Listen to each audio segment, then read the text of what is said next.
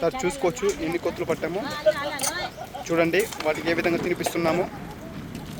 పట్టిన కోతులకి ఈ విధంగా పల్లెకాయలు పుట్టినలు మొక్కజొన్నలు తినిపిస్తున్నాం చూడండి. ఇప్పుడు వీటికి అడవికి ట్రాన్స్పోర్ట్ చేసే సమయం అయిపోయింది. ఈ విధంగా వాటికి ఫుడ్ పెట్టి పంపించడం అయితే జరుగుతుంది అడవికి. చూసుకోవచ్చు ఎన్ని కోతులు పట్టాము. ఇది ఒక బ్యాచ్ అనమాట, పెద్ద బ్యాచ్. ఇది బ్యాచ్ కంప్లీట్ అయిపోయింది, పట్టేసినాం.